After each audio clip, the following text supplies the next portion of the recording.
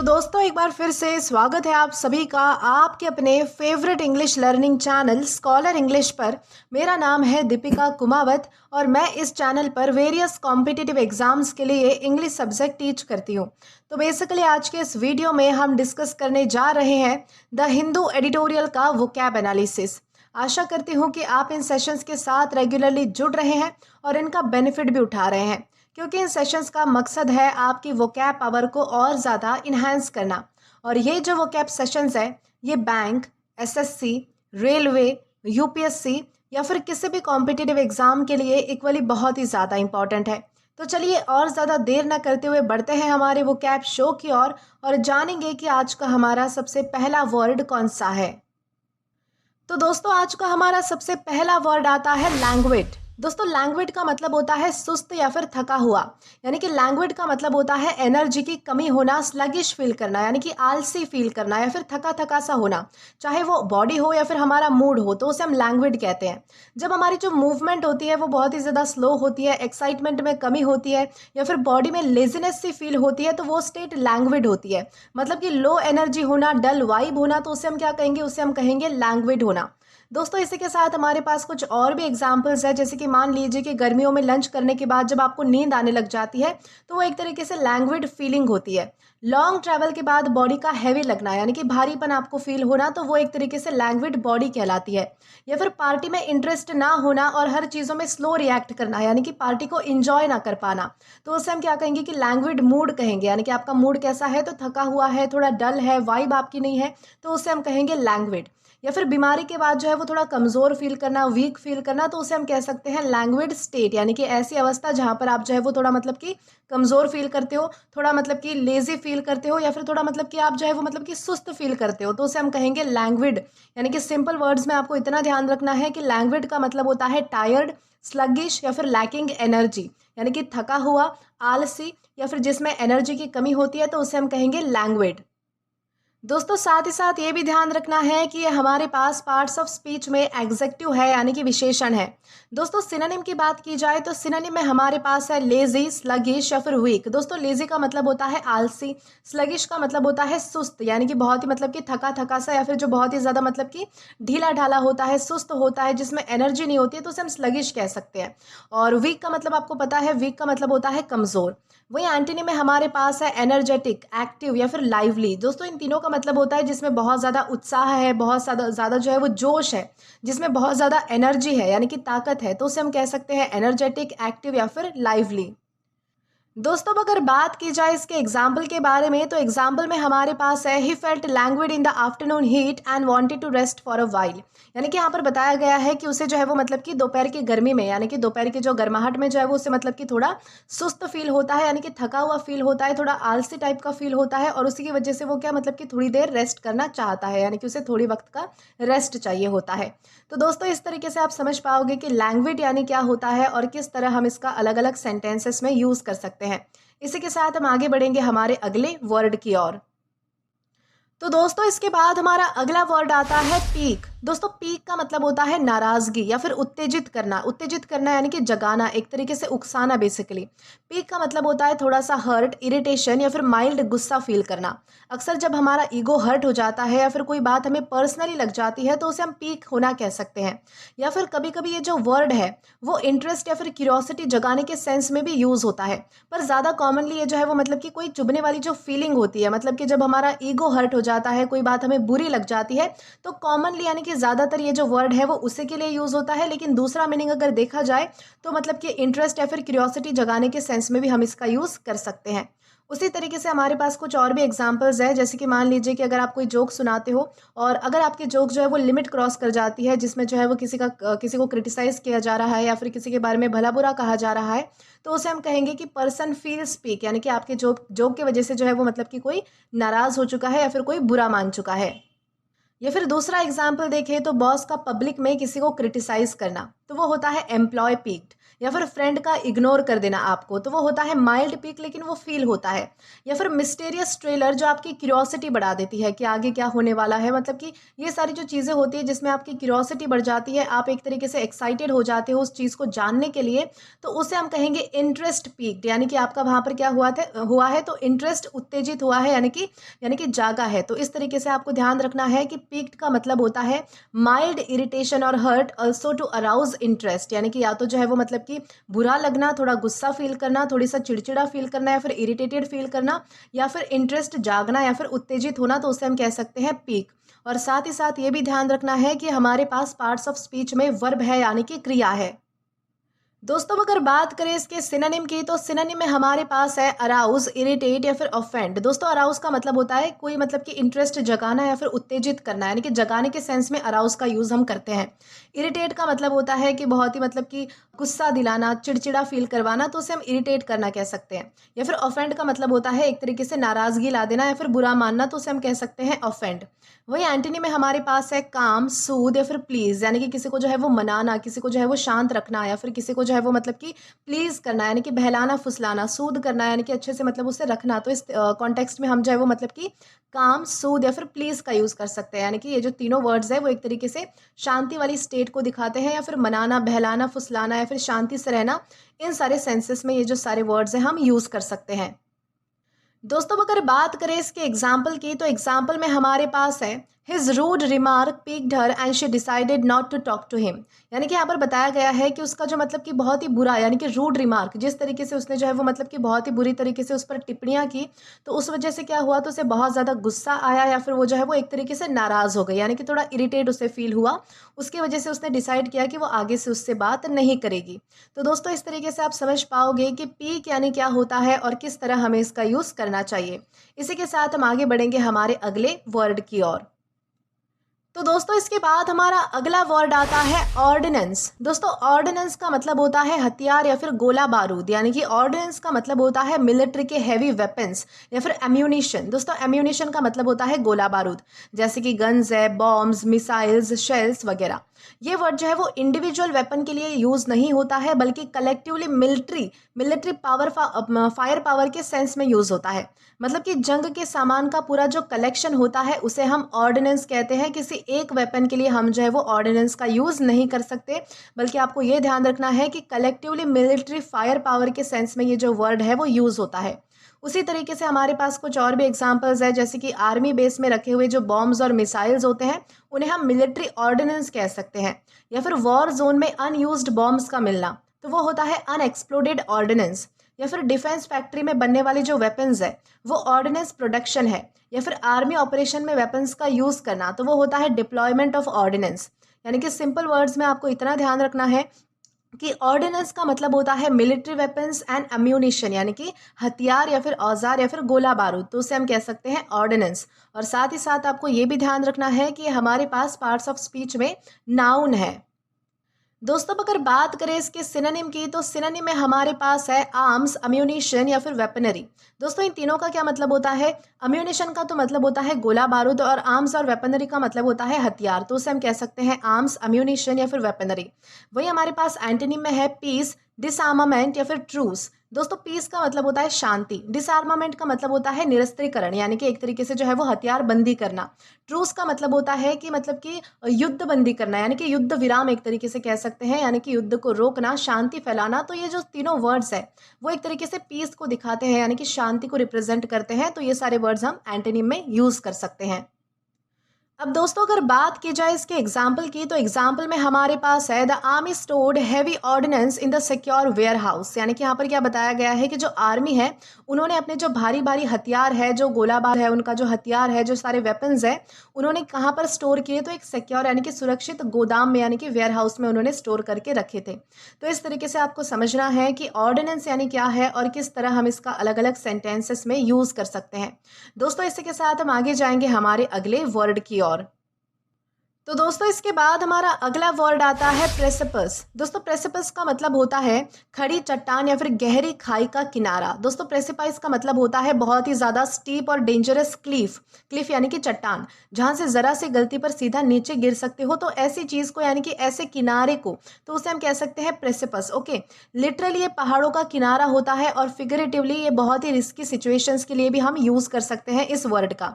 जब आपको लगता हो कि बस एक स्टेप और सब कुछ बिगड़ जाएगा तो उस सिचुएशन के लिए हम भी जो है वो मतलब कि प्रेसिपस का यूज़ कर सकते हैं। मतलब कि खतरनाक एज पर खड़े होना, यानी कि बहुत ही बुरी सिचुएशन का सामना करना, बहुत ही बुरी सिचुएशन में फंसा हुआ होना या फिर एज पर होना यानी कि किनारे पर खड़ा होना, तो उसे हम प्रेसिपस कह सकते हैं। उसी तरीके से हमारे पास कुछ और भी एग्जांपल्स है, जैसे कि मान लीजिए कि जो माउंटेन रोड होती है उसके साइड का जो मतलब कि जैसे कि घाटियाँ होती है तो उसमें जो खाई जैसा जो एक मतलब कि किनारा होता है या फिर जो ब्रिम होती है जिसे हम कह सकते हैं एज, तो वो एक तरीके से प्रेसिपाइस हो सकता है। या फिर जो है वो मतलब कि बहुत ही ज़्यादा कर्ज में डूबने के बाद जो है वो मतलब कि कंगाल होने की एज पर होना, बैंक्रप्सी की एज पर होना, तो वो होता है फाइनेंशियल प्रेसिपाइस। या फिर करियर में एक गलत डिसीजन की वजह से सब कुछ बर्बाद हो जाना, तो वो भी होता है स्टैंडिंग ऑन अ प्रेसिपाइस। यानी कि एक तरीके से आप जो है वो मतलब कि अपनी बर्बादी की एज पर खड़े हो, यानी कि बहुत ही मतलब कि किनारे पर खड़े हो, तो उस तरीके से आप जो है वो प्रेसिपाइस का यूज़ कर सकते हो। दोस्तों सिंपल वर्ड्स में आपको इतना ध्यान रखना है कि प्रेसिपाइस का मतलब होता है स्टिप क्लीफ, यानी कि मतलब कि फिसलन भरी चट्टान या फिर जहाँ पर से मतलब कि बहुत ही एज पर खड़े होना, तो उसे हम स्टिप क्लीफ कह सकते हैं। या फिर अ वेरी डेंजरस सिचुएशन, यानी कि बहुत ही ज़्यादा खतरनाक स्थिति या फिर सिचुएशन, तो उसे भी हम जो है वो प्रेसिपाइस कह सकते हैं। और साथ ही साथ आपको ये भी ध्यान रखना है कि ये हमारे पास पार्ट्स ऑफ स्पीच में नाउन है।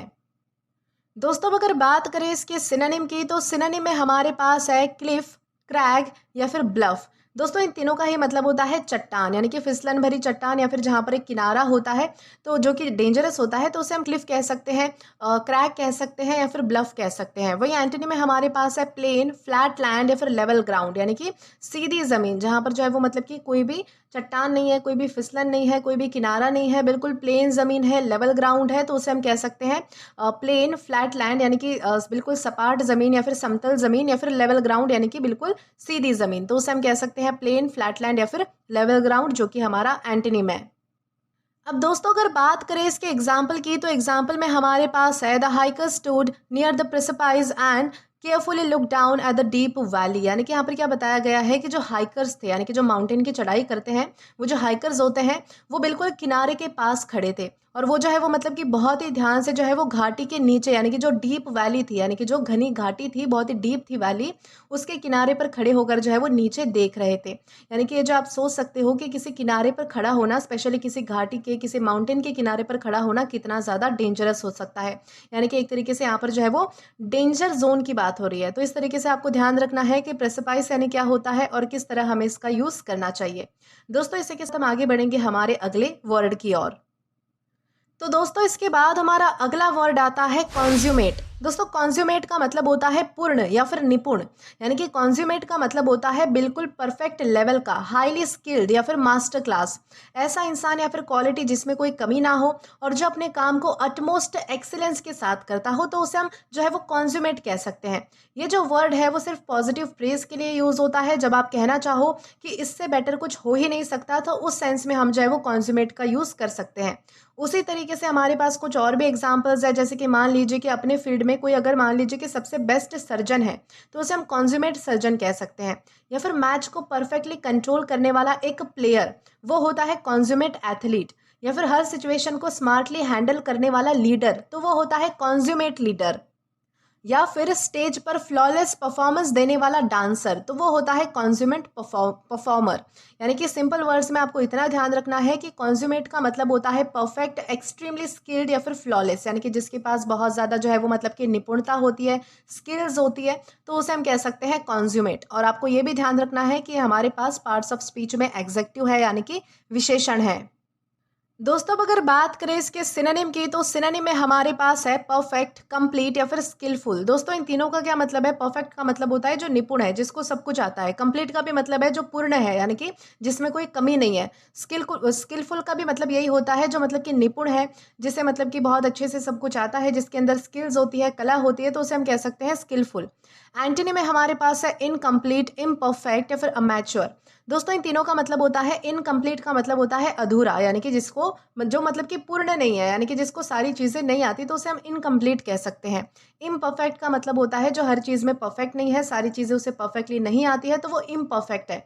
अमैच्योर का मतलब होता है नौसिखिया, यानी कि जो अभी-अभी कुछ सीख रहा है जिससे जो है वो मतलब कि एक्सपीरियंस नहीं है इतना ज़्यादा, तो उसके लिए हम जो है वो अमैच्योर का यूज़ कर सकते हैं।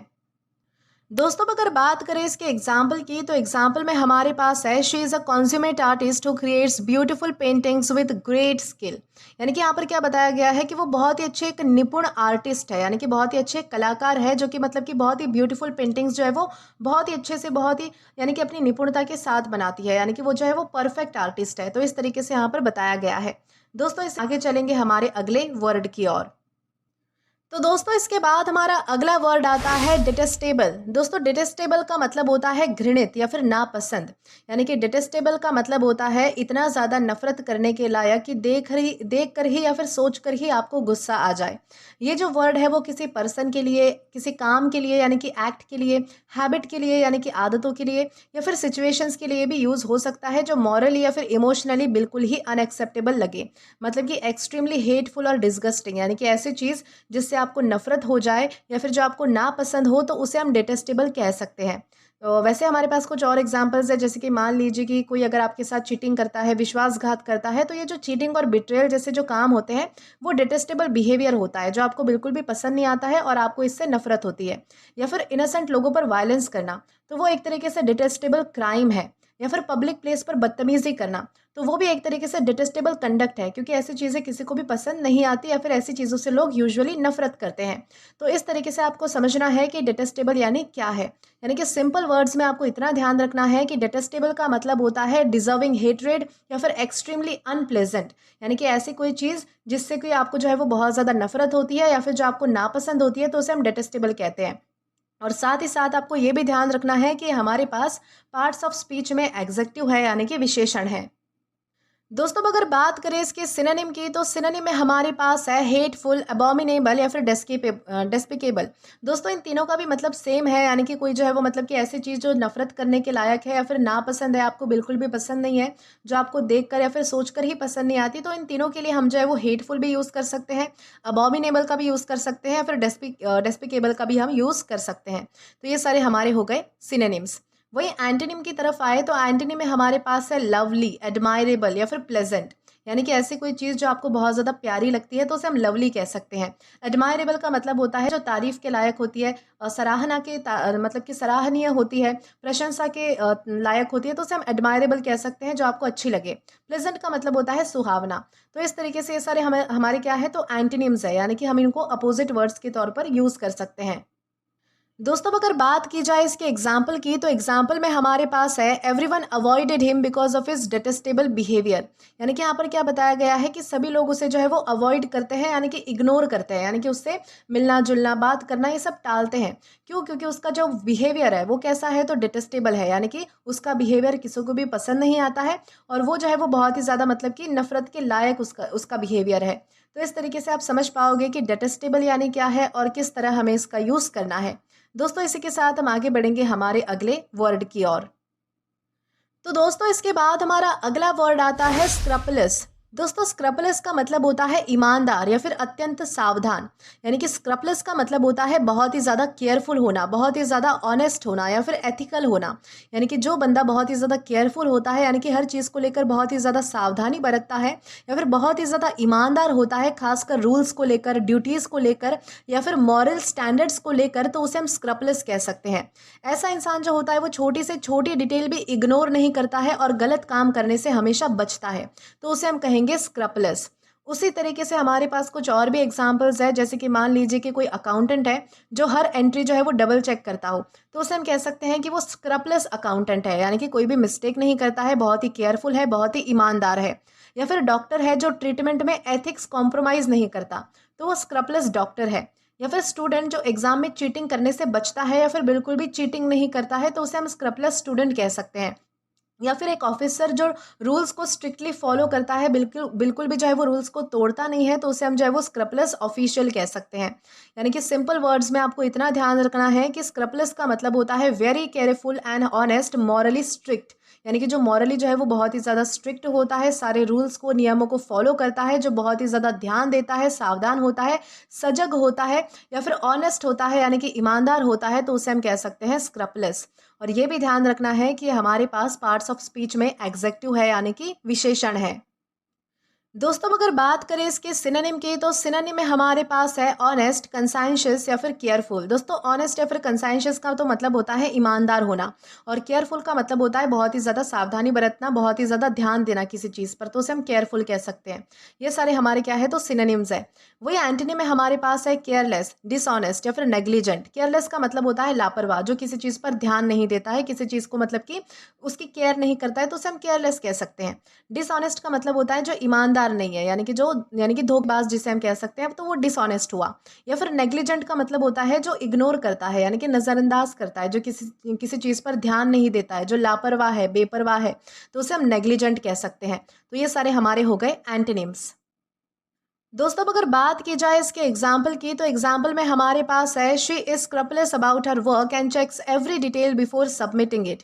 यानी कि यहाँ पर क्या बताया गया है कि वो अपने काम को लेकर बहुत ही स्क्रपलेस है, यानी कि बहुत ही ईमानदार है, और वो जो है वो मतलब कि कुछ भी सबमिट करने से पहले, कुछ भी देने से पहले जो है वो हर एक डिटेल को अच्छे से चेक करती है, यानी कि वो बहुत ही ज़्यादा सजग है, यानी कि अलर्ट है अपने काम को लेकर, साथ ही साथ ईमानदार भी है।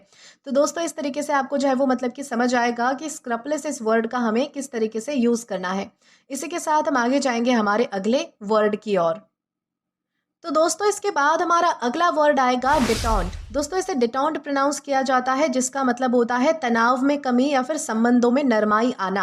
यानी कि डिटॉन्ट का मतलब होता है दो अपोजिंग साइड्स के बीच में टेंशन का कम होना। स्पेशली ये कंट्रीज के लिए या फिर ग्रुप्स के लिए यूज हो सकता है। यानी कि जब पहले रिलेशन टेंस हो या फिर हॉस्टाइल हो, और फिर बाद में थोड़े समय बाद में जो है वो मतलब कि बातें, टॉक्स, एग्रीमेंट्स या फिर अंडरस्टैंडिंग से जो है वो रिलैक्सेशन आ जाए, तो उस फेज को हम डिटॉन्ट कहते हैं। मतलब कि बहुत ही ज़्यादा जो है वो मतलब कि झगड़ा होने के बाद, कॉन्फ्लिक्ट होने के बाद थोड़ी ठंडी हवा चलना, आफ्टर अ लॉन्ग टेंशन, यानी कि बहुत ज़्यादा टेंशन के बाद जो है वो सब कुछ नॉर्मल होने लगना, तो उस स्टेट को हम क्या कहेंगे, उसे हम कहेंगे डिटॉन्ट। उसी तरीके से हमारे पास कुछ और भी एग्जांपल्स है, जैसे कि मान लीजिए कि दो कंट्रीज़ हैं, उनके बीच जो है वो मतलब कि पहले तो वॉर लाइक टेंशन था, यानी कि उनके बीच जो है वो युद्ध जैसा टेंशन चल रहा था, और बाद में जो है वो मतलब कि पीस टॉक्स होने लगी, यानी कि बाद में जो है वो शांति आ गई उनके बीच में, तो उसे हम कहेंगे कि डेटॉन्ट, यानी कि डेटॉन्ट वाला स्टेट, यानी कि डेटॉन्ट स्थिति। या फिर ऑफिस में जो है वो कोई बॉस है और एम्प्लॉय है, उनके बीच जो है वो मतलब कि बहुत ज़्यादा झगड़ा हो जाता है, और बाद में जो है वो थोड़े समय बाद में नॉर्मल रिलेशन आ जाते हैं, तो उसे हम डेटॉन्ट कह सकते हैं। या फिर फैमिली फाइट के बाद जो है वो थोड़ा काम फेज आ जाना सबके बीच में, तो उसे हम इमोशनल डेटॉन्ट कह सकते हैं। या फिर आपसी जो है वो पड़ोसियों के बीच में जो है वो झगड़े होना, और बाद में उन दोनों का जो है वो थोड़े समय के बाद में कॉम्प्रोमाइज़ कर देना, या फिर से जो है वो मतलब कि अच्छे से रहने लग जाना, तो उसे भी हम जो है वो लोकल डिटॉन्ट कह सकते हैं। यानी कि सिंपल वर्ड्स में आपको इतना ध्यान रखना है कि डिटॉन्ट का मतलब होता है ईजिंग ऑफ हॉस्टिलिटी और टेंशन, यानी कि दुश्मनी को या फिर जो है वो तनाव को जो है वो थोड़ा कम करना, यानी कि ईज करना, उसे जो है वो सहज करना, तो उसे हम कह सकते हैं डिटॉन्ट। और ये भी ध्यान रखना है कि हमारे पास पार्ट्स ऑफ स्पीच में नाउन है। दोस्तों अगर बात करें इसके सिनोनिम की, तो सिनोनिम में हमारे पास है रिलैक्सेशन, ईजिंग या फिर थॉ। दोस्तों रिलैक्सेशन का तो मतलब आपको पता है, एक तरीके से जो है वो मतलब कि सहजता आ जाना। ईजिंग का मतलब होता है किसी चीज़ का मतलब कि बिल्कुल सहज महसूस करना, कंफर्टेबल फील करना, या फिर जो है वो मतलब कि उसमें नरमाई आ जाना, या फिर तनाव में कमी हो जाना, तो उसी के सेंस में ये सारे वर्ड्स यूज होते हैं। थॉ का मतलब होता है एक तरीके से पिघलना, यानी कि जो गुस्सा होता है, जो टेंशन होता है, उसका कम हो जाना, पिघल जाना, तो उस सेंस में यहाँ पर थॉ का यूज हुआ है। वही एंटोनी में हमारे पास है टेंशन, हॉस्टिलिटी या फिर कन्फ्लिक्ट। टेंशन का मतलब होता है तनाव, हॉस्टिलिटी का मतलब होता है दुश्मनी, और कन्फ्लिक्ट का मतलब होता है आपसी विवाद, तो उसे हम कह सकते हैं टेंशन, हॉस्टिलिटी या फिर कन्फ्लिक्ट, यानी कि उनका बढ़ना। तो ये सारे हमारे क्या है, तो एंटोनिम्स है।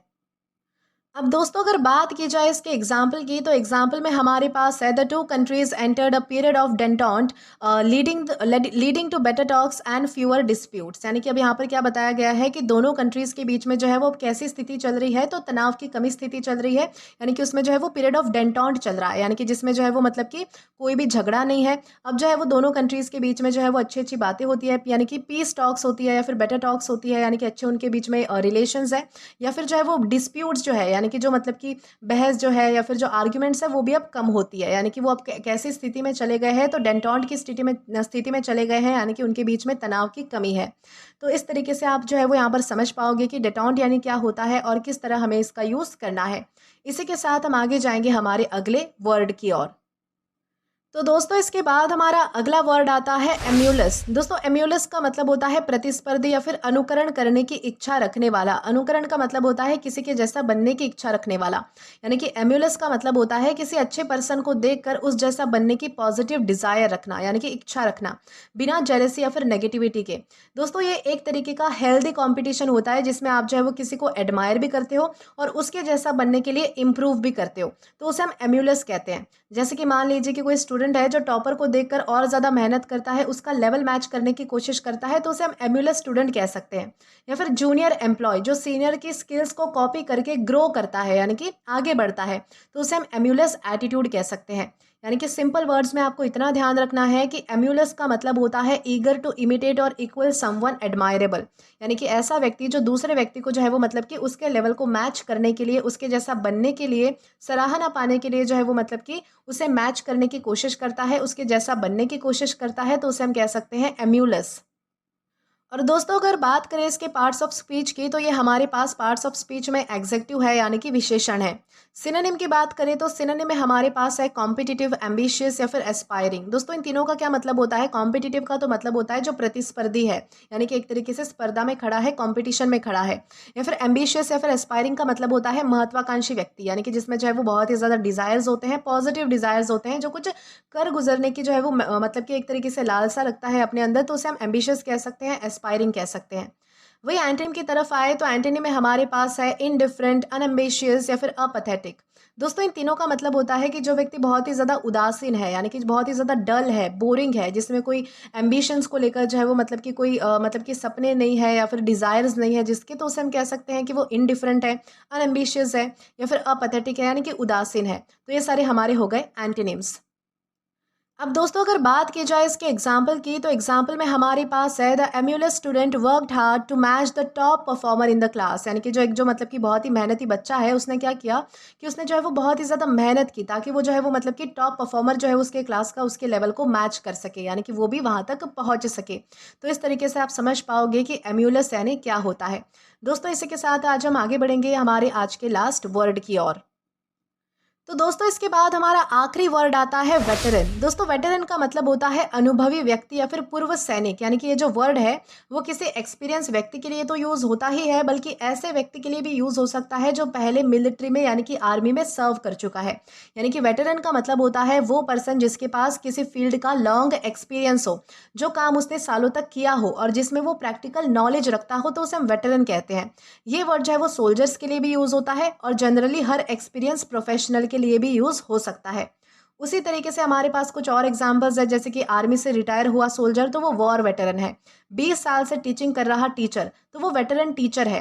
या फिर फिल्म इंडस्ट्री का कोई पुराना एक्टर तो वो वेटरन एक्टर है। यानी कि सिंपल वर्ड्स में वेटरन का मतलब होता है हाईली एक्सपीरियंस पर्सन या फिर सीजन्ड, यानी कि जो बहुत ही ज़्यादा एक्सपीरियंस रखता है, तो उसे हम कह सकते हैं वेटरन।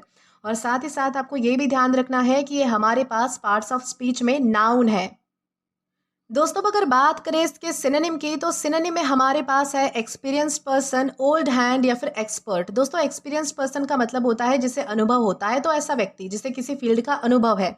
ओल्ड हैंड का भी सेम मतलब है, जो बहुत ही पुराने समय से, यानी कि बहुत ही ज़्यादा समय से जो है वो मतलब कि किसी फील्ड में काम कर रहा है, उसे उस फील्ड को लेकर अच्छा खासा नॉलेज है, तो वो ओल्ड हैंड हो चुका है। या फिर एक्सपर्ट का मतलब होता है विशेषज्ञ, यानी कि जो किसी चीज़ में, किसी फील्ड में माहिर है, तो उसे हम एक्सपर्ट कह सकते हैं।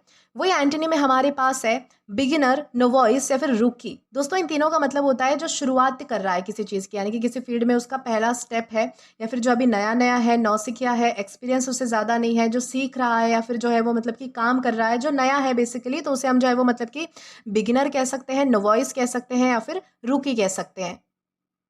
अब दोस्तों अगर बात करें इसके एग्जाम्पल की, तो एग्जाम्पल में हमारे पास है the veteran teacher shared valuable advice with the new staff members, यानी कि यहाँ पर बताया गया है कि एक जो मतलब कि बहुत ही एक्सपीरियंस टीचर है, उसने जो है वो नए स्टाफ मेंबर्स के साथ जो है वो मतलब कि बहुत ही अच्छी, यानी कि बहुत ही वैल्यूएबल एडवाइस शेयर की, यानी कि बहुत ही अच्छी अच्छी सलाह उनको दी। तो इस तरीके से आप समझ पाओगे कि वेटरन यानी क्या होता है।